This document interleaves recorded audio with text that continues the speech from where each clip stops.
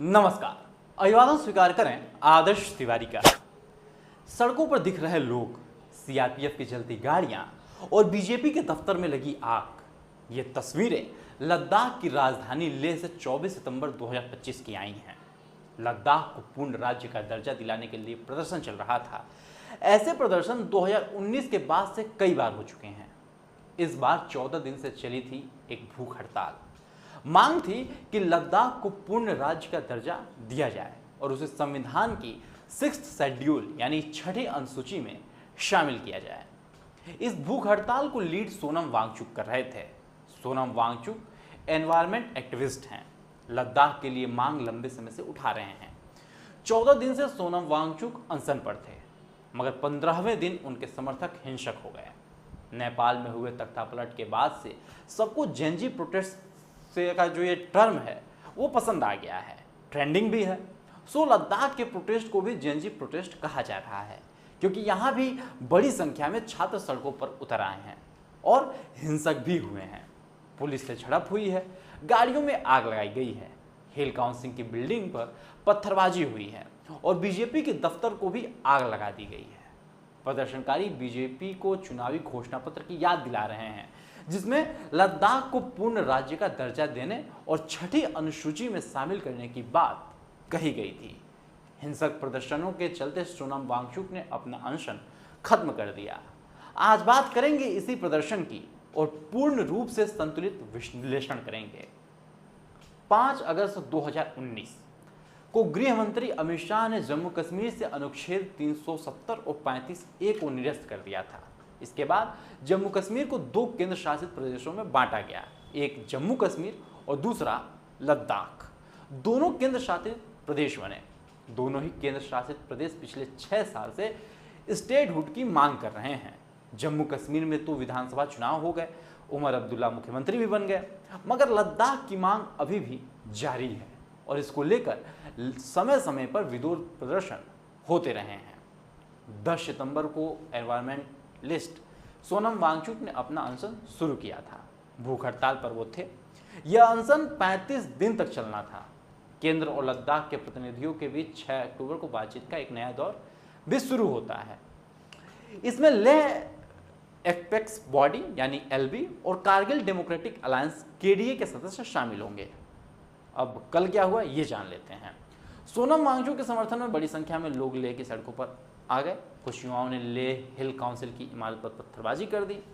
इसके बाद पुलिस ने भीड़ को हटाने के लिए आंसू गैस के गोले छोड़े, लाठियां चलाई। कई वीडियो सोशल मीडिया पर शेयर भी किए गए, जिसमें हिंसा भी देखी जा सकती है।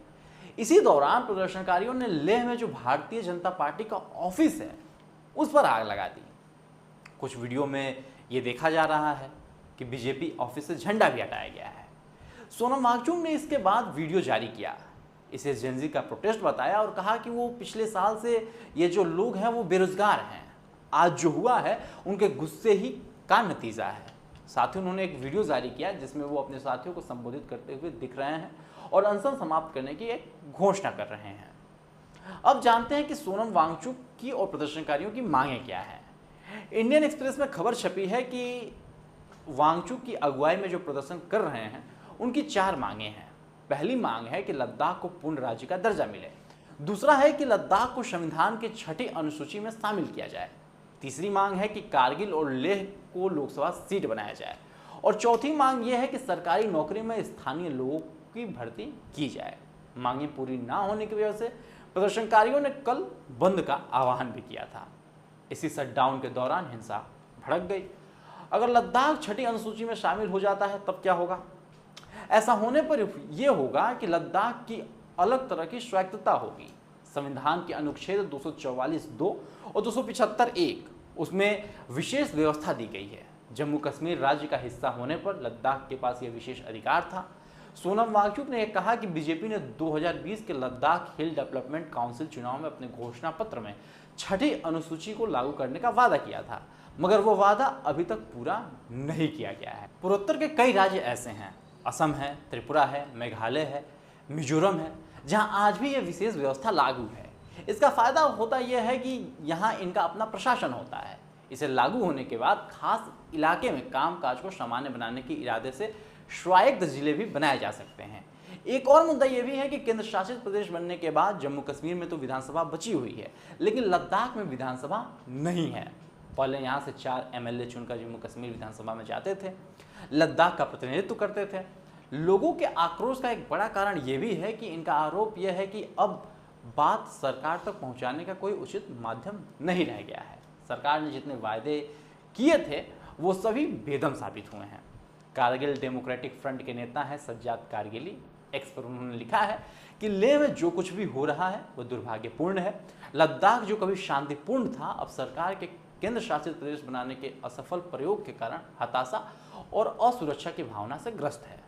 सरकार पर जिम्मेदारी है कि बातचीत फिर से शुरू करें, समझदारी से काम ले और लद्दाख को राज्य का दर्जा और 6ठी अनुसूची की मांग को बिना देर किए पूरा करें। मैं लोगों से शांतिपूर्ण और दृढ़ रहने का भी अपील करता हूं, ये एक्स पर उन्होंने लिखा है। जम्मू कश्मीर के सीएम उमर अब्दुल्ला और पीडीपी की चीफ महबूबा मुफ्ती दोनों ने ही इस प्रदर्शन को लेकर केंद्र सरकार पर सवाल उठाए हैं। कहा है कि अगर लेह के लोग इतने गुस्से में हैं तो सोचिए कश्मीर का क्या हाल होगा। मुख्यमंत्री उमर अब्दुल्ला ने एक्स पर लिखा है कि लद्दाख को तो राज्य का दर्जा देने का वादा भी नहीं किया गया था, फिर भी उन्होंने 2019 में केंद्र शासित प्रदेश का दर्जा मिलने पर उत्सव मनाया। अब सोचिए जम्मू कश्मीर में हम कितना विश्वासघात और निराश महसूस करते हैं जब राज्य का दर्जा देने का वादा अभी तक पूरा नहीं हुआ है, भले ही हमने इसे लोकतांत्रिक, शांतिपूर्ण और जिम्मेदारी से मांगा है। महबूबा मुफ्ती ने लिखा है कि अब समय आ गया है कि भारत सरकार 2019 के बाद से वास्तव में क्या बदला है, इसका ईमानदारी से और पूरी तरह से मूल्यांकन करे। यह वीडियो कश्मीर घाटी से नहीं है जो अशांति का केंद्र माना जाता है, बल्कि लद्दाख के दिल से है, जहां गुस्साए प्रदर्शनकारियों ने पुलिस वाहनों और बीजेपी कार्यालय में आग लगा दी है। लेह जो लंबे समय से अपने शांतिपूर्ण और संयमित विरोध प्रदर्शनों के लिए जाना जाता था, अब वो हिंसक प्रदर्शनों की ओर परेशान करने वाला देखने को मिल रहा है। लोग धैर्य खो चुके हैं, उन्हें लगता है कि उनके साथ विश्वासघात हुआ है, वे असुरक्षित महसूस कर रहे हैं और वादों के पूरा न होने से निराश हैं। यह जरूरी है कि सरकार रोजमर्रा के संकट प्रबंधन से आगे बढ़े और इस असंतोष के मूल कारणों को तुरंत और पारदर्शी ढंग से संभाले। ये बात सही है कि सोनम वांगचुक ने भी 2019 से सरकार के फैसले का स्वागत किया था, मगर वो आरोप लगाते हैं कि सरकार की मंशा बदलने के पीछे एक गुट काम कर रहा है। 2024 में बीबीसी में एक रिपोर्ट छपी थी कि उसके अनुसार सोनम वांगचुक ने कहा था कि ये अटकलें लगाई जा रही हैं कि सरकार की मंशा बदलने के पीछे कोई लॉबी काम कर रही है। माना जा रहा है कि इसके पीछे उद्योगपति या माइनिंग गुट हैं। 6ठी अनुसूची में ऐसा भी नहीं है कि कोई यहाँ कुछ नहीं कर सकता। लेह में हुए हिंसक प्रदर्शन पर राहुल गांधी से सवाल पूछा गया। बीजेपी ने सवाल पूछा है। आईटी सेल के मुखिया हैं अमित मालवीय। ट्वीट करके उन्होंने अपर लेह वार्ड के कांग्रेस काउंसलर फुसोम स्तेजिक इस्तीफा का जिक्र किया है। लिखा है कि लद्दाख में दंगा कराने वाला यह व्यक्ति फुसोम स्तेजिंग तिस्पाक है, जो ऊपरी लेह वार्ड के कांग्रेस के पार्षद हैं। उन्हें स्पष्ट रूप से भीड़ को उकसाने और बीजेपी कार्यालय तथा हिल काउंसिल को निशाना बनाने वाली हिंसा से हिस्सा लेते देखा जा सकता है। क्या यह वही अशांति है जिसका राहुल गांधी सपना देख रहे हैं? ये सवाल उन्होंने पूछा है। बहरहाल यह पहली बार नहीं है कि लद्दाख में ऐसा प्रदर्शन हो रहा है। पिछले साल फरवरी में भी ऐसे प्रदर्शन हो चुके हैं और सोनम वांगचुक लंबे समय से इसको लेकर आवाज उठाते रहे हैं। लद्दाख में चल रहे इस प्रदर्शन पर आपकी क्या राय है? कमेंट बॉक्स में हमें ज़रूर बताएं। आज के लिए दीजिए मुझे इजाज़त। यदि इस वीडियो को आप यूट्यूब पे देख रहे हैं तो चैनल को भी सब्सक्राइब करें और फेसबुक पे देख रहे हैं तो पेज को तुरंत फॉलो करें। धन्यवाद।